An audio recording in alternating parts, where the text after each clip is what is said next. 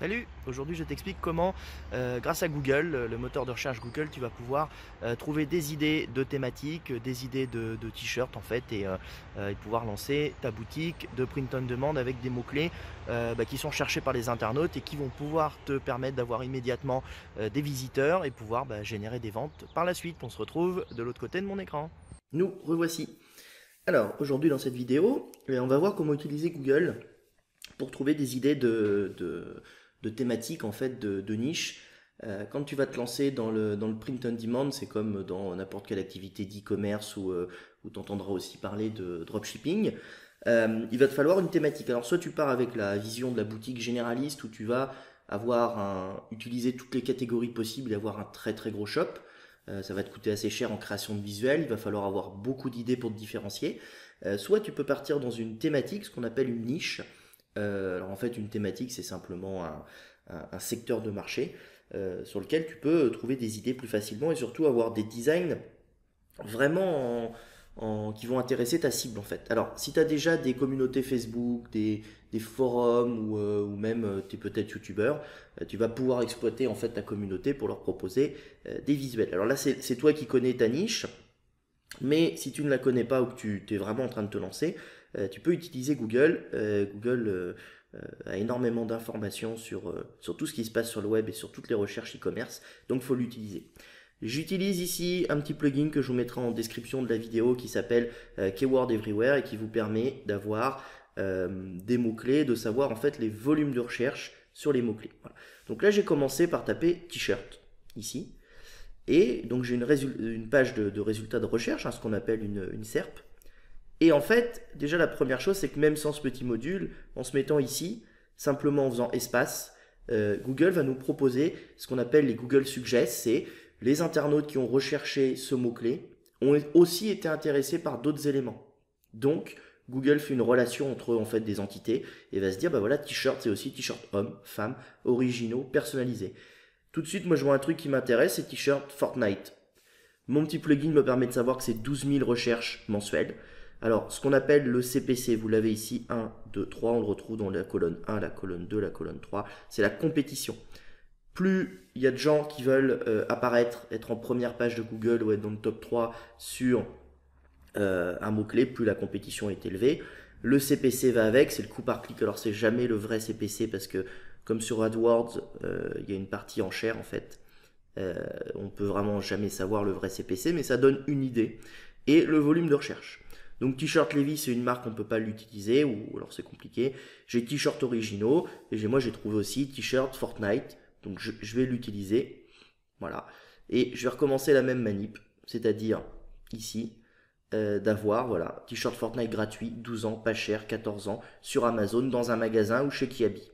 Voilà. Alors, Fortnite étant une marque, ça va être dur de l'utiliser.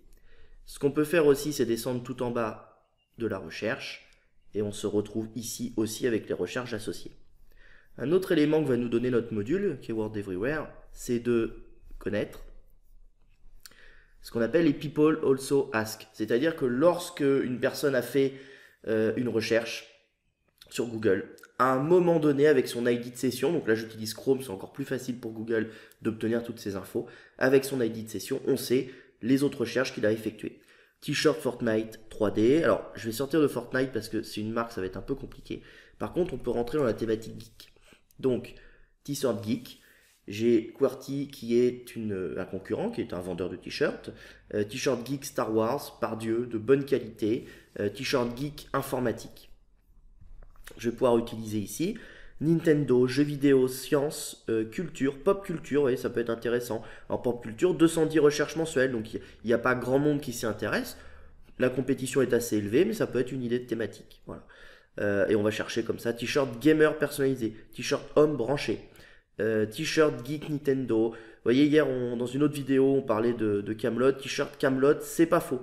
Très peu de recherches, mais il y a quand même des gens qui ont tapé cette recherche. T-shirt bisounours, voilà, t-shirt débile, et on va pouvoir trouver ainsi un ensemble d'idées, mais on peut aussi encore aller plus loin. Là, je vais utiliser geek, informatique, voilà, t-shirt geek, t-shirt be different, t-shirt originaux geek, t-shirt geek bonne qualité. Et on va pouvoir, sur cette thématique, utiliser en fait Google pour nous donner des idées. Et une fois qu'on a ces idées, on peut, comme je vous ai déjà montré, aller dans Images, et avoir un ensemble de ce qui se vend. Voilà, donc ça, c'est des propositions en fait.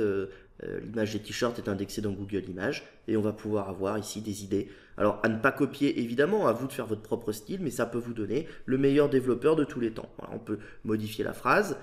On peut aussi aller dans Shopping. Dans Shopping, donc c'est le programme de publicité Google qui permet d'avoir une miniature et on voit que des gens font de la publicité. S'ils font de la publicité sur ces t-shirts, c'est peut-être qu'il y a des ventes, c'est même évident qu'il y a des ventes, sinon je pense qu'ils couperaient la pub. Donc on peut faire le test sur 3-4 jours d'affilée et voir est-ce que la pub une fois toutes les semaines, et on a un truc avec écrit nerd, alors on peut reprendre nerd mais avec une autre police, ça peut être sympa. Ici on peut modifier un petit peu le visuel, je peux pas, je geek, voilà, ça peut être un truc sympa. Hacker Tool, on peut le modifier avec autre chose, mais ça donne des idées. Là, on remplacerait les lunettes par autre chose, geek, in progress. Voilà, c'est des codes assez génériques. Hein, il n'y a pas de risque à utiliser ça.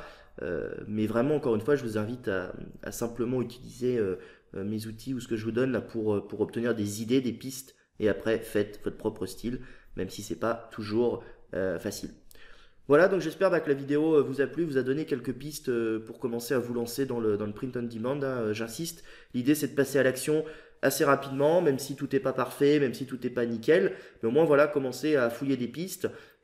Prochainement on parlera de nom de domaine pour commencer à acheter votre premier nom de domaine pour vous lancer. Si la vidéo vous a plu, n'hésitez pas à la partager sur les réseaux sociaux pour la faire connaître à vos amis ou dans des groupes qui parlent de POD. Mettez un petit pouce en l'air, pensez à liker la page Dropshiprint.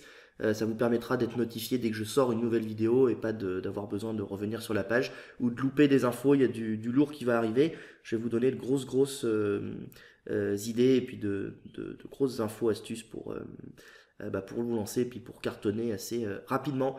Voilà, ciao, ciao, merci.